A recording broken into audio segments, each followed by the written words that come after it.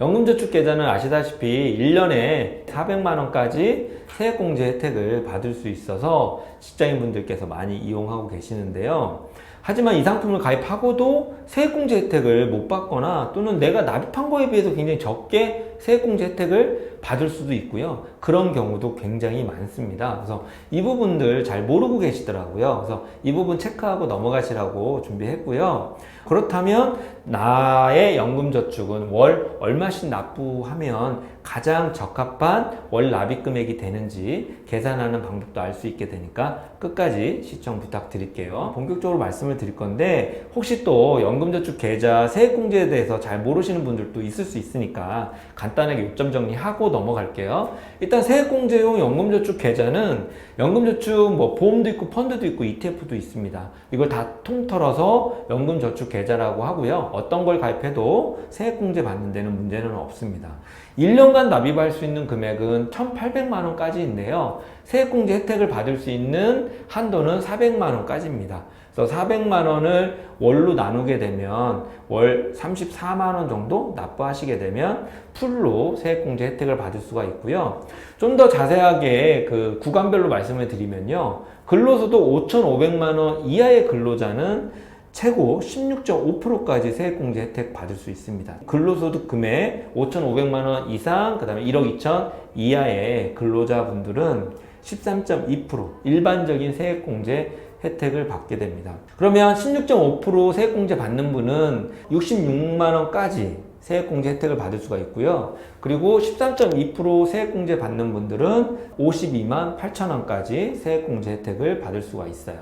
자, 그래서 우리는 이 계산된 금액을 모두 세액공제 혜택을 받아서 환급을 받을 수 있다고 생각하는데 제가 서두에서 말씀드린 것처럼 그렇지 않을 수도 있다라고 말씀을 드렸고요. 왜 그런지 그 이유에 대해서 이제 차근차근 말씀을 드릴 건데요.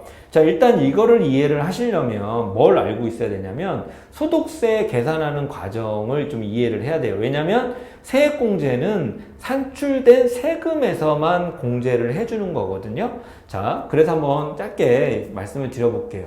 작년에 받은 총 급여가 있죠. 급여에서 근로소득 공제를 해주고 그리고 종합소득 공제를 해줍니다. 우리가 흔히 알고 있는 종합소득 공제는 신용카드 소득 공제, 체크카드 소득 공제, 그 다음에 부양가족 소득 공제 등이 있죠. 이런 것들을 통해서 총 급여에서 빼주는 거예요. 이렇게 빼주게 되면 남는 게 과세 표준이거든요. 그러니까 과세를 할 수 있는 표준적인 소득이라는 거예요. 과세 표준에다가 구간별로 세율을 곱해요. 내 연봉 구간별로. 그럼 세율을 곱해서 나온 그 세금이 산출세액입니다.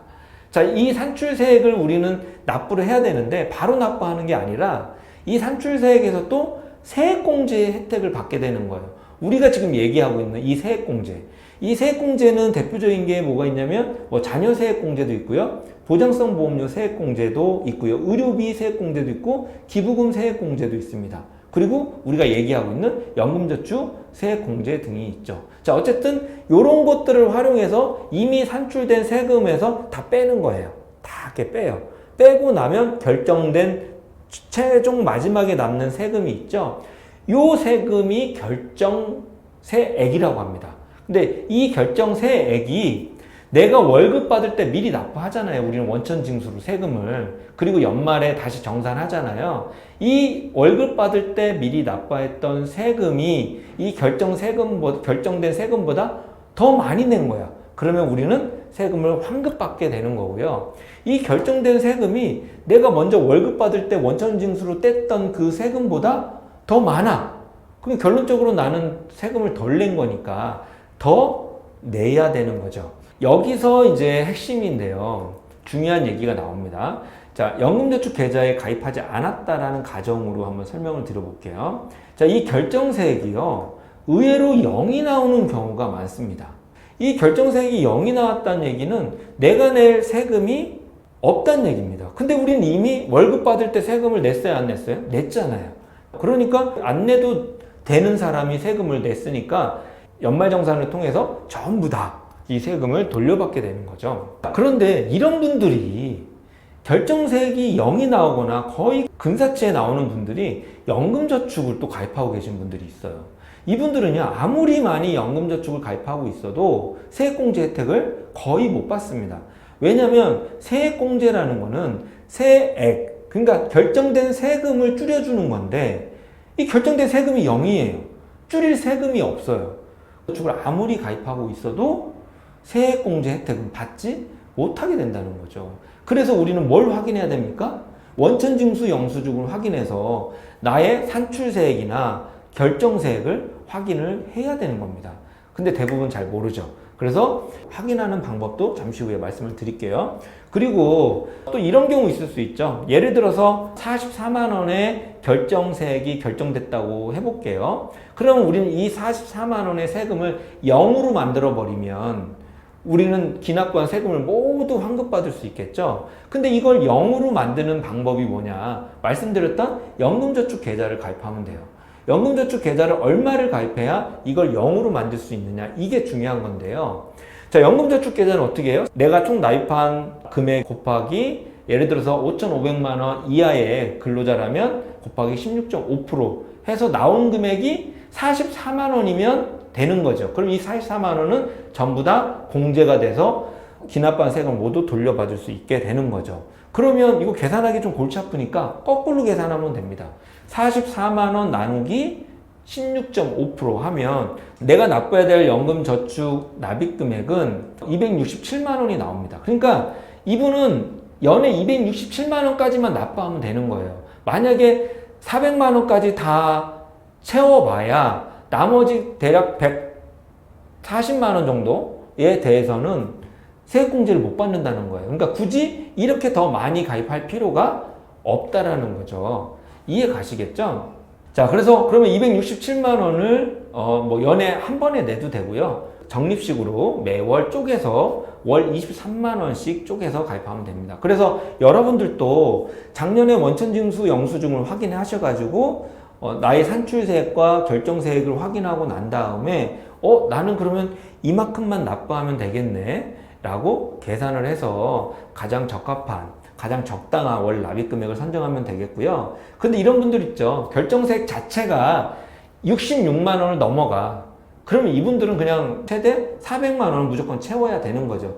그래야 16.5% 했을 때 근로소득 5,500만 원 이하자로 예를 들면 16.5% 했을 때 66만 원이 나오는 거니까 이분들은 400만 원을 다 채워야 되는 거고요.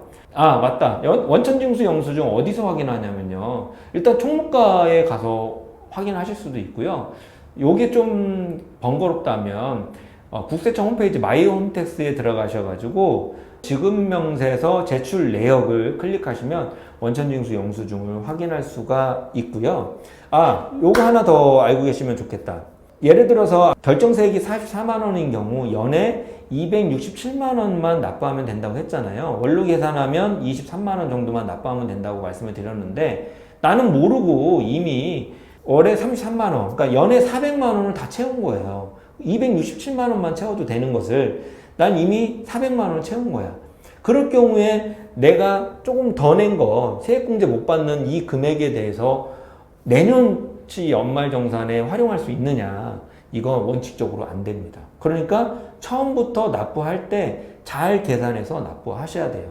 다만 이런 방법은 있다고 하더라고요. 내가 연금저축 계좌를 가입한 금융기관에 확인을 하시게 되면 이거를 국세청에서는 원칙적으로 해주지 않지만 뭐 올해 납부한 것을 그 얼마분 이상부터는 뭐 내년에 납부한 걸로 계산하게끔 금융기관에서 처리를 일부 할 수 있다. 이렇게 제가 확인을 했거든요. 그래서 이 부분도 해당 금융기관에 좀 확인을 하셔가지고 좀 손해보는 일이 없도록 하셨으면 좋겠습니다. 자, 물론 연금저축 계좌는요, 그 세액공제만을 위한 상품은 아닙니다. 본질적으로 우리의 노후 준비를 위한 상품이기 때문에 다 이런 걸 떠나서 나는 노후 준비를 위해서 가입하는 거라고 한다면 굳이 어렵게 이런 거 계산할 필요가 없겠죠? 잘 납입하셔서 풍요로운 노후 준비 하시면 좋겠고요.